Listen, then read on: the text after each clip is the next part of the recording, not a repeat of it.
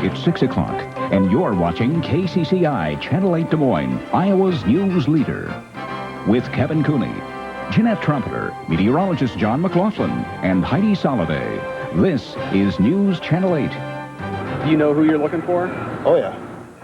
Security guards are watching Callanan Middle School grounds for a missing student who may have his parents' missing gun. Good evening and thank you for joining us tonight. I'm Kevin Cooney. And I'm Jeanette Trumpeter. Parents worry about their children every day they send them off to school. But in recent weeks, that fear has increased following a series of deadly shootings across the country. The most recent one happened just 1 week ago in Edinburgh, Pennsylvania. A student there, 14-year-old Andrew Wurst, opened fire during an 8th grade dance. A teacher was killed and several students were hurt.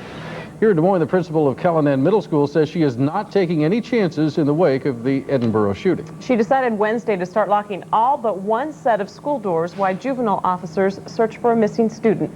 News Channel 8 was the first to bring you this story last night on the news at 10. And crime beat reporter Brian Polson joins us now from the newsroom. And Brian, is there any reason to believe this missing student has plans to hurt anyone at the school? None that I'm aware of, but the principal says they're dealing with a troubled young man, and she'd rather err on the side of safety. These are patterns of middle school students, troubled youth. You know, the best of children can be very confused, and they need our support. Some people here at Callanan Middle School say the missing student is just a bad kid skipping class. But a missing student and a parent's missing gun make for a combination foreign to Callanan. For us, it's new, so it's an issue. The concern is intensified by the recent tragedies in Kentucky, Arkansas, and Pennsylvania. Obviously, there is concern in light of what has happened around the country. I think it's very, very unfortunate. Our nation's recent history may well explain why the Callanan principal has asked school district security to patrol her campus and watch specifically for the missing student. If he comes on the grounds, we're supposed to let administration know. The student has missed 7 straight days of class, and as long as he's still missing, the doors will remain locked. The door's still open from the inside, so there's no safety concern, but as soon as they shut, they lock from the outside. The kids don't seem to mind, and for school officials, the locked doors offer peace of mind. If this little security measure as a precautionary step helps secure our teachers and students, you bet. Okay. We'll lock the doors in a heartbeat. Principal Millay says other Des Moines schools have locked their doors in the past in similar situations. But Kevin and Jeanette, she says this is the first time she's had to do it at her school. Well, better safe than sorry these days. Thanks, Brian. Absolutely. The Ankeny School District has suspended 2 middle school students after one stabbed the other in the arm with a small knife. Superintendent Ben Norman says the teenagers were horsing around before school yesterday, but one of the kids apparently got angry and stuck the other one in the arm with a pocket knife. Ankeny police say both students could face assault charges. 2 people are hospitalized after a car-truck accident in Ankeny today. It happened during the afternoon rush in the 7,000 block of Northeast 14th Street. Investigators say a truck crossed the center line, hitting a car nearly head-on. Life Flight took the truck driver to the hospital. He is expected to survive. Investigators say alcohol may have played a role in the crash. A woman who lives nearby heard the accident and called for help. I was planting flowers and I heard this terrible boom and I thought it came from in the house, and I ran around the front to check and saw the wreck. The crash blocked traffic in both directions until the wreckers arrived. An update now on a News Channel 8 exclusive that we first told you about last night at 10. 4 suspects have now been charged with possessing and manufacturing methamphetamines. The suspects are Randy Weitzel, Bruce Sogard, James Starkey, and Catherine Nicholson, all are from Iowa. Boone County Sheriff's deputies seized cash and drugs at a farmhouse in eastern Boone County yesterday. They believe all 4 were operating a meth lab. Bond for the 4 has been set at nearly $80,000. Back here in Des Moines, it looked like a pretty big fire on the east side, but firefighters managed to put it out without any problems and do it quickly. It happened at the Alter Scrap Metal Processing Company on East Maury. The company was moving a junk car when somehow it caught fire, and the fast-spreading smoky fire touched off at least one small explosion. No one was hurt. They threatened to strike at midnight. Last night, right at midnight, Titan Tire workers walked off the job. News Channel 8's Jeff Greenwood joins us live from the tire plant with an update. And Jeff, obviously no agreement overnight. That's right, Jeanette. As you can see, the strikers are out here on the picket line right now, and that's their plans all weekend. Ask the workers, and they'll tell you they have no idea how long this strike will last. And some of those workers speak with experience. This is our 5th one. We're still here. we're not going anywhere. Titan Tire workers aren't moving, and neither is the company.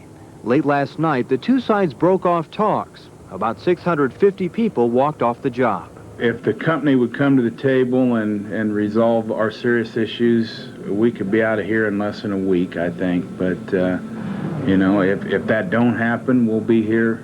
My grandkids will be here negotiating this agreement. There's some things we got to have. The union wants better schedules, better pensions, and better job security. The company says while it has agreed to some demands, it can't afford others. The company also says neither side can afford the strike. The unfortunate thing is when you have a strike, both parties are losing, okay? And in fact, even a more important party, our customer, is losing because we've lost production, can't deliver a product to our customers, and that endangers the future of the company and endangers the future of employees and employment. Now, the two sides met briefly this morning. Kevin and Jeanette, they'll sit back at the table again on Monday. And Jeff, during this strike, is the plant closed? No, Jeanette, they have some management people doing the actual tire building, though. The company admits right now that it's nowhere near its capacity. And in your talks with the company, did you find anything out about possible replacement workers at this time? Well, the company is telling us that replacement workers are not being considered at this point, but they're definitely keeping that open as an option depending on how long this strike goes. All right, Jeff Greenwood reporting live from Titan Tire. Now, to refresh your memory, the last time Titan Tire workers hit the picket line was almost 4 years ago. At that time, the plant at 2345 East Market was owned by Pirelli Armstrong. The union and Pirelli could not come to an agreement. However, just days into the strike, Pirelli sold the plant to Titan. The strikers returned to their jobs, fearing that they would be replaced by the new owners. Titan workers not the only union members on the picket lines today. Members of the Bricklayers Union are also striking. Nearly 700 members statewide walked off the job last night when negotiations broke down with contractors. The Bricklayers won a 5% raise. Contractors are offering a raise of 64 cents across the board, which is much less than the 5% on average. Talks are scheduled to resume on Monday. Mother Nature must have a calendar. Seeing that it is May, all of a sudden the weather turns perfect. John, is that how it all works? It was a nice day today. The sun came out with full strength. Temperatures got into the 70s this afternoon and popped a few little rain showers out there. We're looking now from our downtown sky cam out toward the interstate where things moving along pretty well. A little haze in the air right now, and live radar is continuing to show some scattered showers, even a few little isolated thunderstorms earlier today. Some of this activity over toward Harlan is in the form of a little bit heavier rain. They're around Kirkman and north of Kimballton. Overnight tonight, here's what we can expect. Temperatures dipping down into the low 50s. For tomorrow, 68 degrees, and will be a chance for some scattered showers tomorrow as well. Okay, thank you, John. May is finally here, and the weather today, as we have seen, has been just great. And if you're looking for something to do this weekend, you might try Adventureland or maybe the zoo. I'm Michelle Parker. I'll have a live report coming up. And they weren't singing in the rain, but they were definitely tapping in the plaza this afternoon in downtown Des Moines. You'll want to stick around and check it out when we come back. Closed captioning of News Channel 8 is brought to you as a public service by KCCI and the cardiologists, surgeons, and staff at the Iowa Heart Center. It is opening day at one of Iowa's biggest attractions, the Blank Park Zoo, open for business today. The zoo is actually one of the attractions locally. People are eager to visit this time of year. There's also Adventureland, of course. That happens to be where we find News Channel 8's Michelle Parker. And Michelle, what's going on out there? Well, they're gearing up for the second weekend of the season here at Adventureland. And there's not just anticipation here. Of course, this is May 1st, May Day, and that gets people to thinking about warmer days and summer.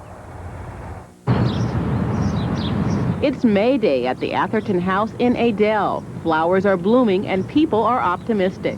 May Day means it's spring and it's warm. It's maybe we'll get past, I know we have a few more days, but maybe May Day means the cold weather is gone.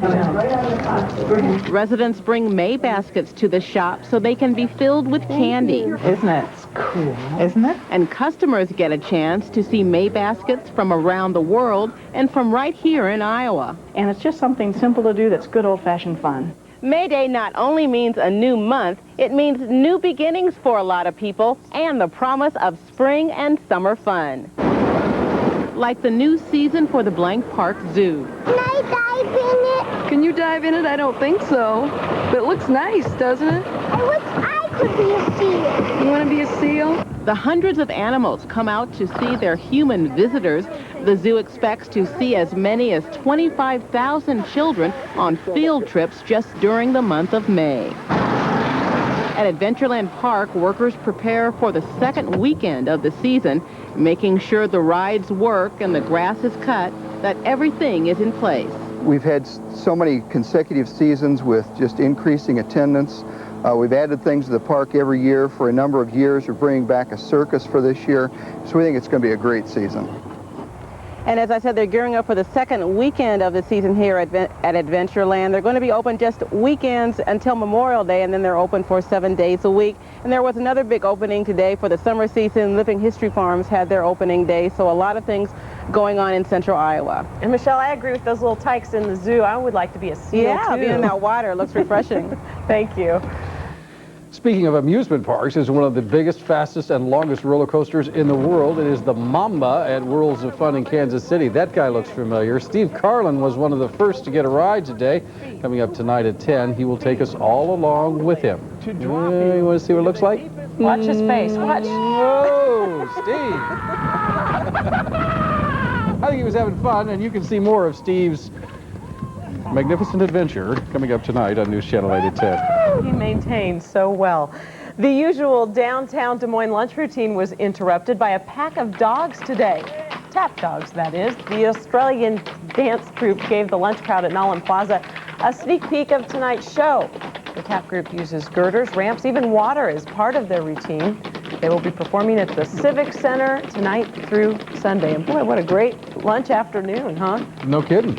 Might be a little water in the forecast routine coming up for the weekend, but the emphasis on the word little, huh? Yeah, scattered showers tonight. Those will be dissipating, and chance again tomorrow. We'll take a look at the forecast. It's not too bad. Next.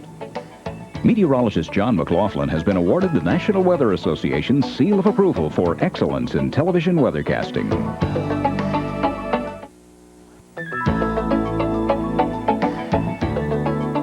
This News Channel 8 weather forecast is sponsored by Prairie Meadows Racetrack and Casino. Turned into a fantastic day. The sunshine came out this afternoon. Still some puffy white clouds out there in the distance from our AIM Skycam right now, and a few of these will produce some brief showers. Let's talk about the conditions in downtown Des Moines right now. With 73, we have mostly sunny skies overhead. Winds are westerly at about 5 miles per hour. That westerly wind really warmed things up today. 42 the dew point, 33% humidity, the pressure falling to 9.65. Check on the radar right now, and there are some scattered showers across central into northwestern Iowa. We'll take a little bit closer look at what's going on over the immediate central Iowa area. You can see some of these weak kind of north-south boundaries we have here, some lines of showers trying to develop there, and a little bit of one toward Bagley to Jefferson and the Gowrie area. And this entire area of precipitation has been moving off to the south and to the east. And you can see, if we look over the last couple of hours of data, how it's moving kind of toward Des Moines, but it'll dissipate rapidly as the sun goes down tonight. Let's go ahead and check the regional picture right now. The big storms, again, are well off to the east of us, so no problem there. Here's the next system coming in. This one's finally booked out. We'll get another one coming in through the weekend and scattered showers with it, although most places will not pick up any real heavy rains, but chance of showers for tonight and Saturday. Look at the clouds for you right now. This is Iowa right in here. Next system, pretty well defined. You can see the boundary. That's a frontal boundary right in there. And as this swings through, again, the chance for some showers and thunderstorms. But temperature-wise, we'll be in pretty good shape over the weekend with some upper 60s. As this system pulls away, front moving through tonight, scattered showers should be pulling out here by tomorrow afternoon or evening, and then high pressure over us for Sunday. So if you've got to plan outdoor activities, Saturday should not be a big problem, but Sunday is the best chance of having a totally dry day. Around the region tonight, 40s to low 50s, scattered showers dissipating after sunset tonight. For tomorrow, partly sunny skies, but again scattered showers. Highs will be low 60s north to the upper 60s across the south. Temperature-wise right now, warmed up rapidly today, near 80 degrees, many locations, 79 still in Fort Dodge. High in Des Moines today, 77, 49 this morning.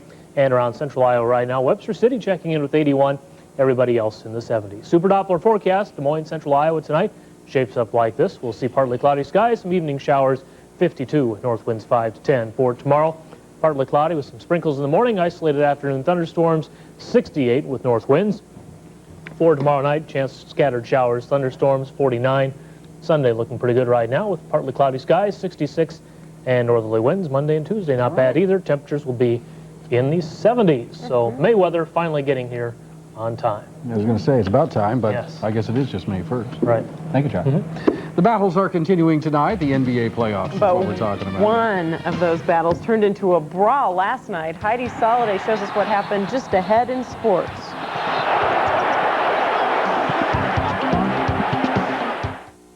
For up-to-the-minute weather information, day or night, call the News Channel 8 Super Doppler forecast at 262-7173. Sponsored by Walmart.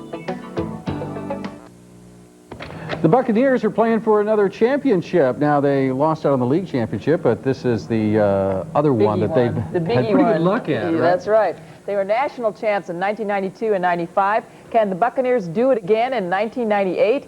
The Bucs dropped the puck at the Billings Metro Park against the home team Bulls. Tonight, game time is 8 o'clock, and here's Bucs coach Scott Owens on playing the local favorite. I think this is kind of nice for us. I mean, our season's a grind. We played 68 games within our league, and we're kind of looking forward to playing somebody different. And, you know, other than the fact it's a host team and it'll probably be a real good crowd, we're looking forward to playing some of these teams outside our league. It definitely is a huge home ice. The fans really get us going. It's good to sleep in our own beds, eat our nice home-cooked meals, being able to run our regular routine for a home game. And we'll have highlights for you tonight at 10. The final 1.4 seconds of last night's Knicks-Heat game were a total waste of time and money. It was the end of Game 4 between the two teams in the NBA playoffs. Alonzo Mourning and Larry Johnson threw punches. Chris Mills joined the mix, and all three have been suspended and fined. Mourning and Johnson for 2 games and a total of $30,000. Mills for 1 game and $2,500. So for the second time in 1 year, a fight involving these two teams has affected the playoffs. You got to draw the line somewhere, you know, and hey, my man who was tested. You know, I'm a street guy, and I wouldn't say a street guy. I was born and raised just like many of my other cats on this squad, and I just don't, you know, that don't set well with me swinging on me like that.